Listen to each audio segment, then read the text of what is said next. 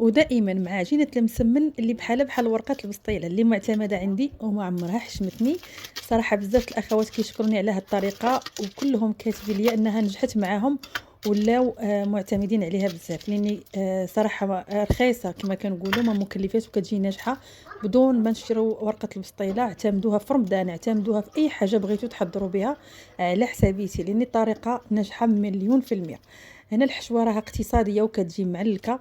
بالنسبه لهاد البرد هادو، الا بغينا نحضروا بحال هاد الوجبات هادو اللي كيكونوا سخان مع شبريريت ديال اتاي، على بركه الله في الطريقه والمقادير. شوفوا لي ما شاء الله، شوفوا شحال كيجي مورق، طريقه على اختها.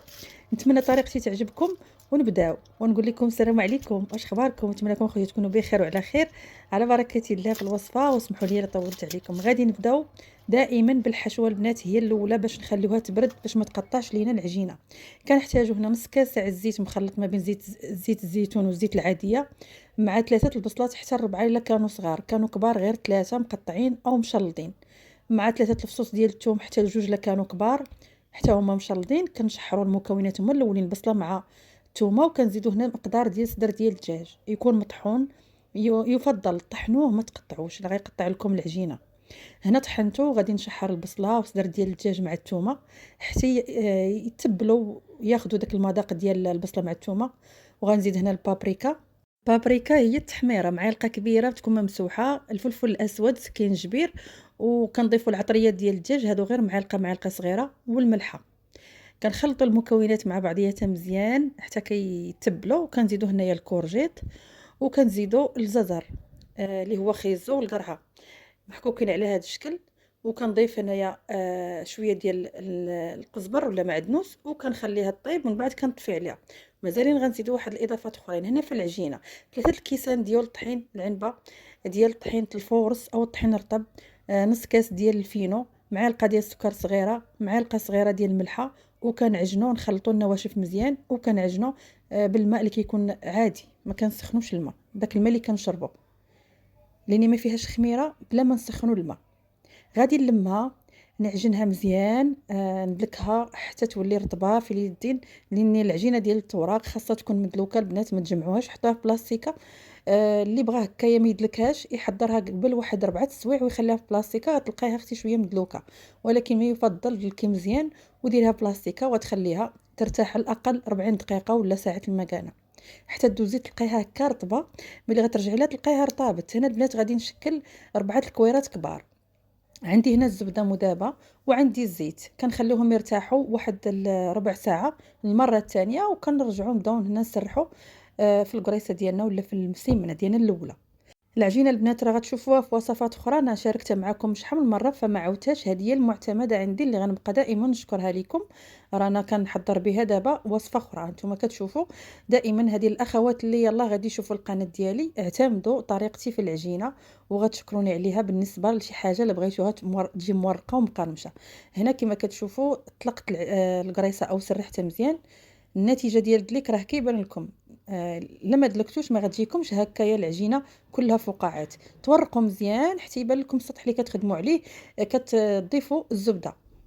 بالنسبه للزبده تكون نوعيه مزيانه. غادي نطوي على شكل مربع، يعني مسمنه مربع، لاني غادي نلبس وحده في وحده على هذا الشكل، وغادي ندهن بالزبده وعاود نطويها. ها هي دابا عطاتنا شكل مربع مسمنه، كتكون بحجم شويه كبير. غادي نطوي غادي نطلق الثانيه او نسرح الثانيه هكايا، نورقها مزيان بحال الاولى. كل شيء البنات على التوراق وعلى الزبده. هذا مكان البنات اللي كيسولوني على الزبده ملي غنمشي للمغرب، راه غادي نوريكم، انا موعداكم نوريكم الطحين والفينو والزبده باش تعودوا تحضروا احسن المسمن مع الملوي ولا شي حاجه ديال التوراق هكا تجيكم ناجحه، لاني الدور على الزبده كما قلت لكم والطحين والفينو باش يعطيكم شي نتيجه زوينه. هنا من بعد ما سرحتها مزيان وورقتها غادي نضيف الزبده، وغادي نحط ديك المسمنه الاولى، وغادي نطوي عليها على هذا الشكل هذا. الا كنتم مكثرين الزبده في هذا الاثناء ما كتزيدوش، هنايا كنتم مقلين كتزيدوا على هذا الشكل. طويتها دابا على شكل مربع، وغادي نخليها نحطها ونكمل الثانيه. لا داعي نوريكم الثانيه، شوفوا لي ما شاء الله التوريقه ديالها والدليك كما قلت لكم والتوراق. غادي هنا نكمل الثانيه، غادي نحطهم هنا، غندخلهم البنات الثلاجه واحد ربع ساعه ولا 10 دقائق.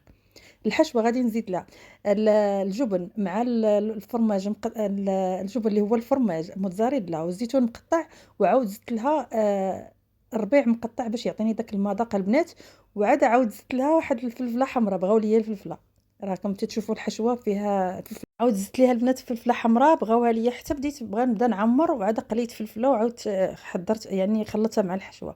المهم الحشوه نتوما التزموا بالاولى راها زوينه، بغا تزيدوا فيها الفلفله زيدوا، باش تزيدوا ليكم الاختيار. هي ضروري ديروا فيها الفرماج وديروا الزيتون المقطع، والربيع اخر مرحله، ما تطيبوش مع الحشوه.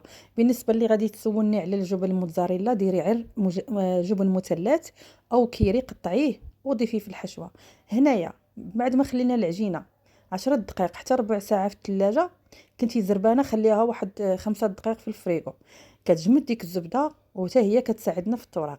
هانتوما كتشوفوا البنات تسرحتها مزيان، طلقتها عرفتي ولات رقيقه، ارق من المسمن. وغادي نضيف الحشوه على هذا الشكل. صافي هنا الحشوه من بعد ما كتخلطوها، او يمكن لكم ما تخلطوش وتضيفوا الجبن من الفوق وتضيفوا الزيتون. انا خلطت الحشوه كامله كتجي معلكه الصراحه. صافي غادي نطوي عليها ونطوي الاولى، ونعاود هكايا نقطع ونرد هذيك الطرف اللي بقى ليا الفوق. هنا كنسدو من الجناب باش ما تخرج ليناش الحشوه، وصافي كنقطعوا داك الزياده عشويه. صافي كنحطوها في الطاوه. هانتوما شفتوا الطريقه راه واضحه بلا ما نكمل معكم الفيديو باش ما يجيكمش طويل اكثر. وهنا حطيته في الطاوه، غادي ندهنها بصفر البيض، قطره ديال الصوجه، وغادي ندهنها كامله. الفران يكون سخون على 200 درجه حتى كيسخن كما كنطيبوا الخبز. كنتكوه هكا بالعود ديال المطبخ، وكنحطوا الطاوه ديالنا كنشعلوا عليها على 10 دقائق، تكون 10 دقائق على 200 درجه. من بعد ما كتنفخ وكتورق كنقصوا النار ل 180، كنشعلوا عليها من الاسفل حتى كطيب، وكنحمروها من الفوق. النتيجه قدامكم هي هذه، عرفتوا كيجيو رائعين. نتوما بالنسبه للعجينه بغيتو تحضروا بها مسمن معمر او اي طريقه، او مسمن صغار او اللي بغيتو، فاعتمدوا نتوما الحشوه. اللي بغيتوش تحضروا هاد الحرابل هادوك اللي عامرين، فانا راه كنشكل معاكم هكايا. بالنسبه اللي باغي كيدير في هذا البرد هذا ياكل شي حاجه سخونه او رمضان، فهذه هي طريقتي. كل مره راه درت معكم بزاف الوصفات. الناس اللي غيبقاو حتى لدابا يسمعوني، راه كاينين بزاف الوصفات بهذه العجينه، وعجينه واحده اخرى اللي ساهله وناجحه، يعني تنفعكم رمضان بلا ما تشروا ورقه البسطيله. نتمنى لكم يا ربي سنه سعيده. راه قلتها لكم تقريبا شي فيديو. سمحوا لي هاد الايامات مريضه، الله ينجيكم وينجينا. لهذا سنه سعيده عليكم باش كتمناو. وشكرا لاي وحده بقات حتى لدابا وشفتي اختي هذا الفيديو. كنتمنى تخلي معك واحد اللايك وبارطاجي القناه الى عجباتك، وجربي وصفتي، راه ما غاديش تندمي، بصحه والراحه. نقول لكم السلام عليكم في امان الله. بالنسبه لبنات الطهي ديالها شحال خدات ليا ديال الوقت، راه شي 54 شي 45 دقيقه عفوا. لهذا راه كياخذ شويه الوقت باش يجيه كم مره. شوفوا ليا ما شاء الله. السلام عليكم وفي امان الله.